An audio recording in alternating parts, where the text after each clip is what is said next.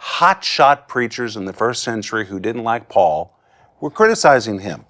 They thought that if they could criticize him enough that they could eliminate him, and if they could move him out of the way, then they could move forward and steal his territory. And so they were constantly criticizing him, and Paul has just had it up to here, and finally he says, okay, I don't want to do this.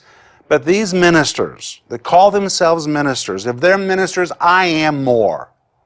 And he says, I'm going to speak like a fool.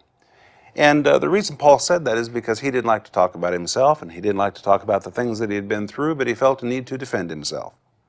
So he said, this is not what I want to do. I feel like a fool doing this, but if you want to know what I've paid, what kind of price I've paid to do this ministry, well, here we go. And in 2 Corinthians chapter 11, Paul begins to go through all the things he's been through, which proves emphatically he was not in it for the money. He was not a lazy preacher. The only reason anybody would go through all of this and stick with it is because they had a heavenly call. So today, we come to 2 Corinthians chapter 11, verse 27, where Paul says, in weariness and painfulness, that's what we looked at yesterday, in watchings often. If you didn't hear those, you need to go back into the archives and hear that. But today, listen to this. In hunger and thirst, in fastings often, in cold and nakedness. In hunger and thirst, in fastings often, in cold and nakedness. He's talking about the things that he's been through to do his ministry. And I want to read to you directly from Sparkling Gems. This word hunger and the word thirst refer to being hungry from a lack of food or thirsty from a lack of drink. This means there were times when Paul did not have sufficient food to eat.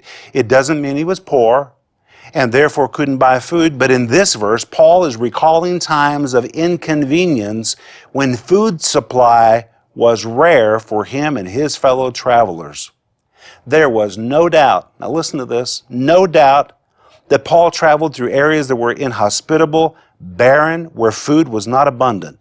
And because of the great distances between some of the cities to which Paul and his team walked, it wasn't always possible for them to carry enough for their journey, and in such times they would simply run out of food and drink. But this lack of food and drink didn't affect Paul's commitment to keep going to the next town.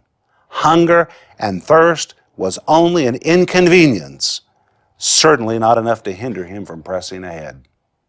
Then he says, in fastings often. This word fastings has nothing to do with a religious fast. This isn't Paul saying, oh, I think I'm going to fast today. The Greek word that is used here means skipping or foregoing a meal voluntarily, skipping meals because there was no time to eat. This is not a religious fast. He didn't have time to eat.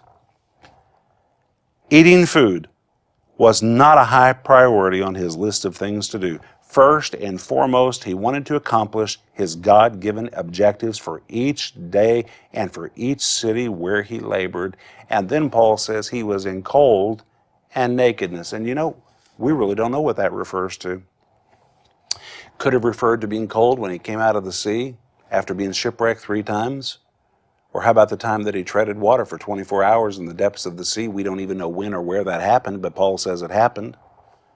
Or the word cold could refer to one of the many moments when he was imprisoned in a damp cell in a prison. Nakedness refers to old, worn-out clothing. It wasn't that he was poor. It's just that Paul suffered. And when you're in jail, you don't actually put on nice clothes every day.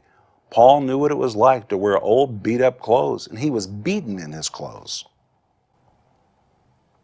But Paul didn't stop. I think it's one of the greatest examples of faith. This was the unstoppable man. Unstoppable. He had a revelation of the power of God. He was literally bigger than anything that came against him. And it didn't matter how many times the devil stood in his way. This man simply would not stop. And you don't have to stop either. You don't. I know things happen. I know that. I know there are moments when you just feel like giving up and throwing in the towel. I understand that.